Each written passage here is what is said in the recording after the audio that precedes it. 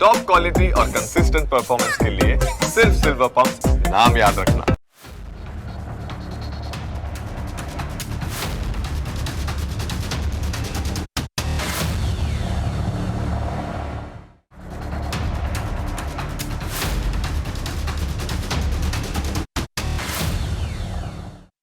અમેરિકાના president Donald Trump Israel અને ઈરાનની મહેરબાનીથી તમે વારંવાર યુદ્ધના સમાચાર જોતા અને વાંચતા રહ્યા છો.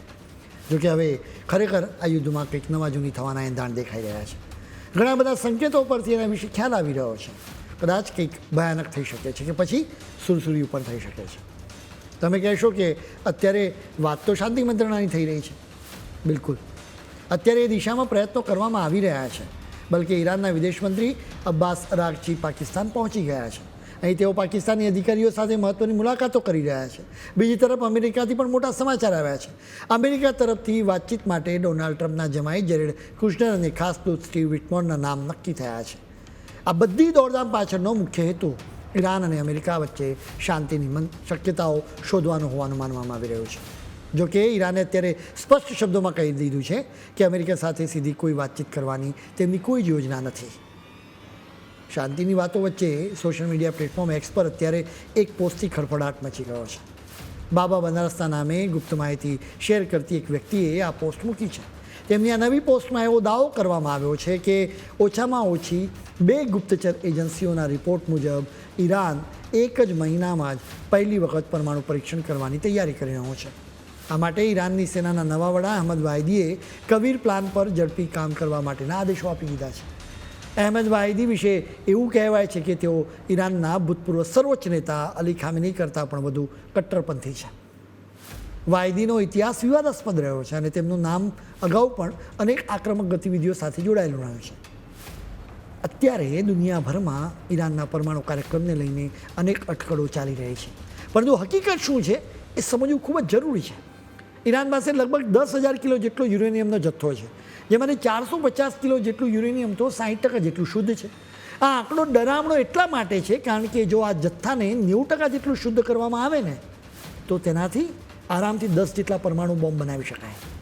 જોકે ગયા વર્ષે થયેલા હુમલાઓ પછી ઈરાનના પરમાણુ પ્લાન્ટ્સને ઘણું નુકસાન થયું છે અને આંતરરાષ્ટ્રીય એજન્સીઓ પણ અત્યારે ત્યાં જઈ શકતી નથી. તેથી ઈરાન પાસે અત્યારે ખરેખર કેટલો જથ્થો સુરક્ષિત છે તે કહેવું મુશ્કેલ છે, કારણ કે ઘણો સામાન ભૂગર્ભ ટનલોમાં ખસેડી દેવાયો હોવાની પણ આશંકા વ્યક્ત કરવામાં આવી રહી છે. સામાન્ય રીતે પરમાણુ બોમ્બ માટે જરૂરી 90% શુદ્ધ યુરેનિયમ બનાવવામાં હવે ઈરાનને બહુ વાર નહીં લાગે. જો તેમની મશીનરી બરાબર કામ કરતી હોય તો માત્ર 2 થી 4 અઠવાડિયામાં, એટલે કે લગભગ 1 મહિનાની અંદર તેઓ જરૂરી ઈંધણ તૈયાર કરી શકે. પરંતુ મોટો સવાલ એ છે કે માત્ર ઈંધણ હોવાથી બોમ્બ બની જતો નથી. યુરેનિયમને ધાતુમાં ફેરવવું અને તેને મિસાઇલમાં ફિટ કરી શકાય તેવા નાના કદમાં ઢાળવું એ ખૂબ જ જટિલ અને ટેકનિકલ પ્રક્રિયા છે.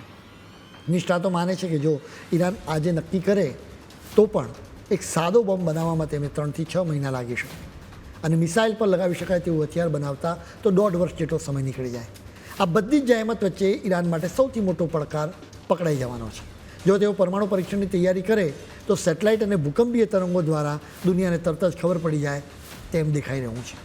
પરમાણુ હથિયાર તૈયાર કરવું અને તેનો ઉપયોગ કરવો એ 2 અલગ અલગ બાબતો છે, કારણ કે આવી કોઈ પણ હિલચાલ ઈરાન માટે ભારે મુસીબતો નોતરી શકે. અમે તમને ઈરાનની વિસ્ફોટક તૈયારીઓ વિશે કહ્યું. હવે જરા અમેરિકાની તૈયારીઓ પર પણ નજર કરવી પડે. અત્યારે મિડલ ઇસ્ટના આકાશમાં કંઈક મોટું રંધાઈ રહ્યું છે અને આ કોઈ સામાન્ય હલચલ નથી. મારિયો નોફેલ અને રશિયા ટુડે જેવા મોટા અવાજો અત્યારે એક જ વાત પોકારી રહ્યા છે કે અમેરિકાની વાયુસેનાના વિમાન એક ધારા ઉડાન ભરી રહ્યા છે. દુનિયાભરની નજર અત્યારે ફ્લાઇટ ટ્રેકર પર છે, કારણ કે ડઝનબંધ C-17 ગ્લોબમાસ્ટર અને C-5 સુપર ગેલેક્સી જેવા વિશાળ માલવાહક વિમાનો સતત યુરોપથી મધ્ય પૂર્વ તરફ દોડી રહ્યા છે. આ વિમાનો ત્યાં માત્ર ઉતરી નથી રહ્યા, પણ મોટા પાયે સૈન્ય સાધન સામગ્રી, હથિયારો અને અત્યાધુનિક ડિફેન્સ સિસ્ટમનો ખડકલો કરી રહ્યા છે. આટલી મોટી સંખ્યામાં વિમાનોની અવરજવર સામાન્ય સપ્લાય માટે નથી હોતી. આ એક સ્પષ્ટ સંકેત છે કે અમેરિકા પૂરતી તૈયારી સાથે મેદાનમાં ઉતરી રહ્યું છે.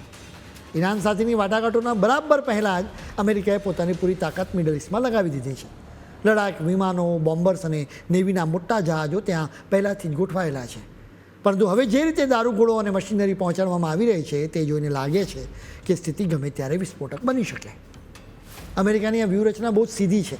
કે વાતચીતના ટેબલ પર બેસતા પહેલાં પોતાની પકડ મજબૂત રાખવી.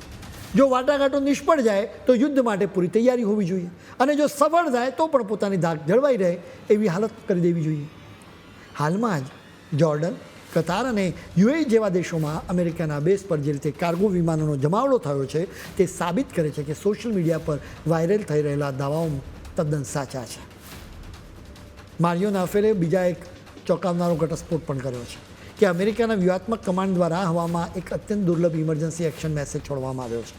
આ કોઈ સામાન્ય સંદેશ નથી, પરંતુ ન્યુક્લિયર મિસાઇલ છોડતી સબમરીન, બોમ્બર વિમાનો અને મિસાઇલ ક્રૂ સાથે વાત કરવા માટે વપરાતું એક ખાસ નેટવર્ક છે.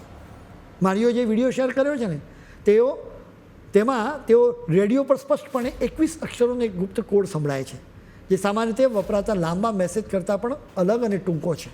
આ પ્રકારના ટૂંકા સંદેશાઓ સૈન્ય ભાષામાં કોઈ મોટી હલચલ અથવા અત્યંત તાકીદની તૈયારીઓનો સંકેત માનવામાં આવે છે.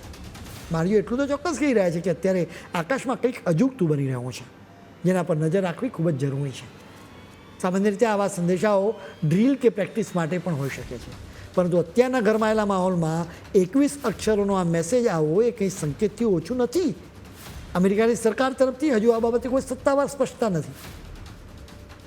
અત્યારે મિડલ ઇસ્ટના માહોલમાં ખરેખર કંઈક મોટું રંધાઈ રહ્યું હોય તેવું લાગે, કારણ કે ચીને ઈરાનમાંથી પોતાના તમામ નાગરિકોને તાત્કાલિક નીકળી જવા માટે બીજી નોટિસ જાહેર કરી. આ વાતને હળવાશથી લેવા જેવી નથી, કારણ કે ગયા ફેબ્રુઆરીમાં જ્યારે યુદ્ધ શરૂ થયું ને તેના બરાબર 1 દિવસ પહેલાં ચીને આવી પહેલી નોટિસ આપી હતી. બીજા દેશોએ પણ એ જ રીતે પોતાના દેશોના નાગરિકોને ઈરાન છોડવા માટે કહ્યું છે. અને ભારતીય દૂતાવાસે પણ હવે તો આ મામલે કડક એડવાઇઝરી બહાર પાડી છે. તહેરાનમાં રહેલા ભારતીય દૂતાવાસે સ્પષ્ટ શબ્દોમાં કહ્યું છે કે કોઈ પણ ભારતીય અત્યારે હવાઈ કે જમીની માર્ગે ઈરાનની મુસાફરી ન કરે. પાકિસ્તાનમાં અત્યારે વાતચીત માટેનો તખ્તો ગોઠવાઈ રહ્યો છે, પરંતુ યુદ્ધ ભડકી જાય એવું જોખમ પણ યથાવત રહે છે.